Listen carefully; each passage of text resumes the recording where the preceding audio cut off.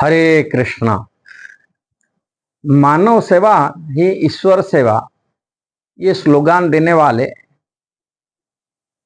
इनकी धारणा ईश्वर प्रति सच्ची नहीं है। कहने से नहीं हो जाएगा। मानव सेवा ही ईश्वर सेवा हो नहीं सकता, अब हो सकता भी। ये कैसे हैं, इसी वीडियो के माध्यम से मैं चर्चा करने के लिए चाहता हूं।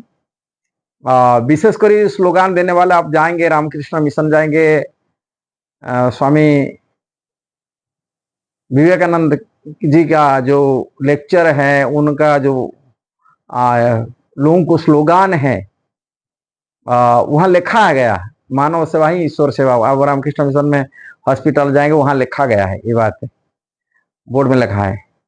किंतु मानव सेवा ईश्वर सेवा हो नहीं सकता। ईश्वर और मानव बारे में हमको जानकारी, शास्त्र के आध्यात्मिक ज्ञान बारे में कमजोरी है।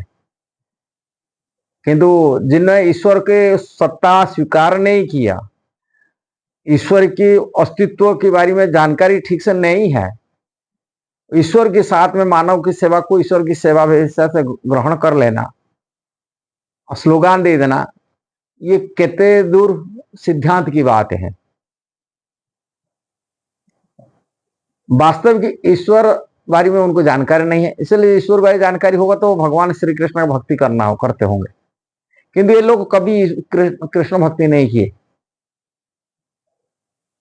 ये लोग की भक्ति मतलब अर्थ है मानव की सेवा कर देना, यही भक्ति है। हॉस्पिटल खोलना की, अन्न दान देना की, कपड़ा दान देना है, किसी मनुष्य जीवन की शारीरिक की सेवा करने से ईश्वर का सेवा हो जाएगा, ये जो धारणा है ये एकदम गलत है। आध्यात्मिक क्षेत्र में देखा जाता है, शरीर दृष्टि से परे आत्मा है। आत्मा का संबंध भगवान श्री कृष्ण से है। जब शरीर के धरातल पर जब हम कार्य करते हैं, वो ईश्वर सेवा के हिसाब से किसी जानकारी नहीं है, आत्मा की ज्ञान जानकारी नहीं है। शरीर नश्वर है, क्षणस्थायी है। ये कफ वात पित्त शरीर को आत्मबुद्धि मान लेना, भगवान के कहने के बाद हिसाब से ये तो गाय और गधे के जैसा बुद्धि है, पशु बुद्धि है। आत्मा का ज्ञान पहले होना चाहिए। जिनकी आत्मा का ज्ञान नहीं है, वो भगवान के ज्ञान बारे में क्या समझेगा, भगवान के तत्व बारे क्या समझेगा। इसलिए श्रील प्रभुपाद अपनी ग्रंथ में हमेशा इसके लिए कमेंट किए, आलोचना किए। कैसा ईश्वर सेवा हो जाता, मानव सेवा ही ईश्वर सेवा, ऐसा नहीं है। ईश्वर सेवा तभी कर सकते, ईश्वर को अस्तित्व तो स्वीकार करो, पहले ईश्वर की शरण में जाओ। ईश्वर मतलब इनके अर्थ है देवी देवता बराबर की है, महापुरुष है, जिसको भगवान कृष्ण को इन्होंने देवादेवी के साथ तुलना किए, नहीं तो महापुरुष साथ तुलना किए। ये लोगों की धारणा नहीं जे ईश्वर, ये संसार की मालिक ईश्वर प्रभु जो है, इसको ईश्वर से कहा जाता है, कृष्ण को ईश्वर कहा जाता है। वो सभी इनकी इच्छा से सृष्टि स्थिति प्रलय आदि होता है। इन्हीं की इच्छा से सूर्य चंद्र ग्रह आदि नक्षत्र कार्य करते हैं। सारी देवा देवी की वो आराध्य है, भगवान है।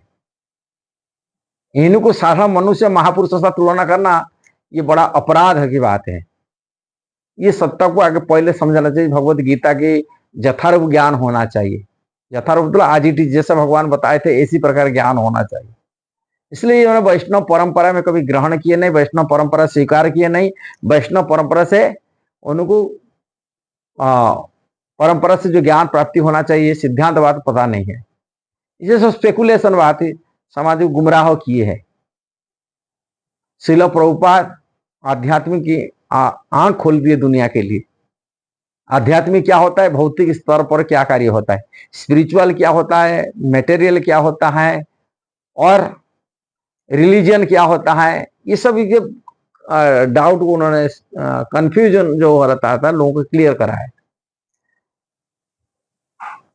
मानव सेवा ईश्वर का सेवा तभी हो सकता है जब वो व्यक्ति जो हर जीव का हृदय में परमात्मा में भगवान को देख रहा है, कृष्ण के विराजमान देख रहा है, परमात्मा स्वरूप को देख रहा है।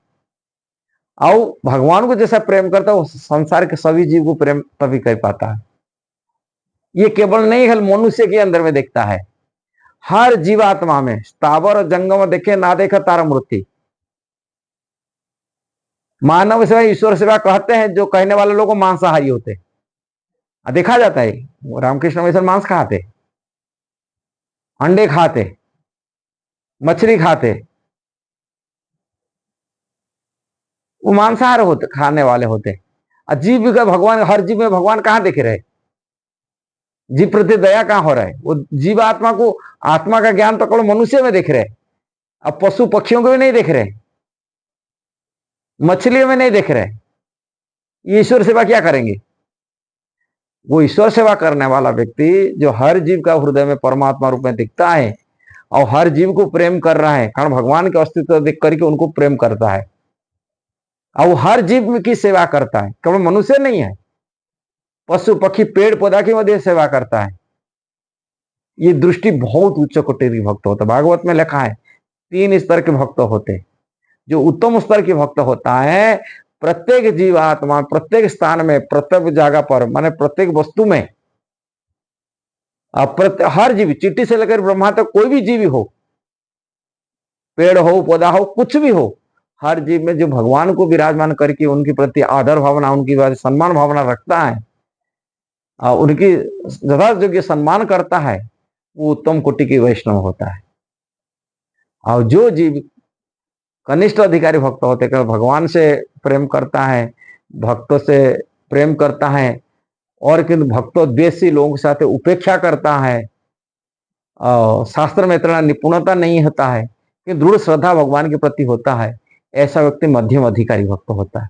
और कनिष्ठ अधिकारी भक्त होते केवल खाली भगवान से उनके शिव विग्रह प्रति आसक्ति होता है कि भगवान प्रति रुचि रहता है, किंतु भक्तों प्रति आदर भाव नहीं था, वैष्णव प्रति आदर भावना नहीं रहता है। ये कनिष्ठ अधिकारी लोग होते हैं।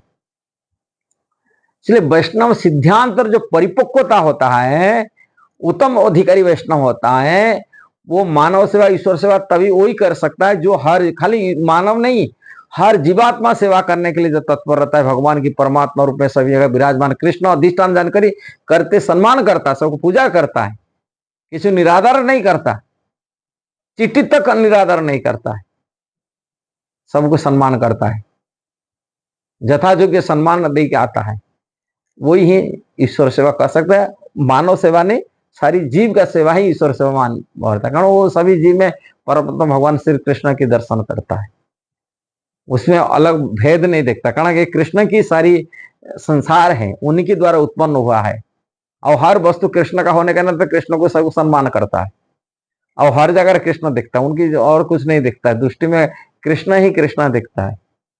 उत्तम, ये अधिकार स्तर को, ऊपर स्तर को आना हुआ है। जो कृष्ण के अस्तित्व मानते नहीं, जानते नहीं, कृष्ण के प्रति उनका कोई रुचि नहीं, आध्यात्मिक क्षेत्र कोई रुचि नहीं, केवल मानव सेवा ईश्वर सेवा करके समाज सेवा करना, जन कल्याण करना, नाम पूजा प्रतिष्ठा लाभ करना, इससे हम कह लेंगे कि उत्तम अधिकारी वैष्णव है ना। इसलिए शास्त्र को बहुत सारी कंफ्यूजन है, लोगों के अंदर धारणा नहीं है। भारत में तो ऐसे ही लोग बस भेड़ चाल जैसा लोग मान लेते, किसको मान रहे बस हो गया। बहुत शास्त्र के गहरा के चीज को हमको समझना पड़ेगा। अब ये सब चीज को समझने के लिए एकमात्र कलयुग का उपाय है नाम संकीर्तन, हरे कृष्णा कृष्णा कृष्णा हरे हरे, हरे राम राम राम हरे हरे।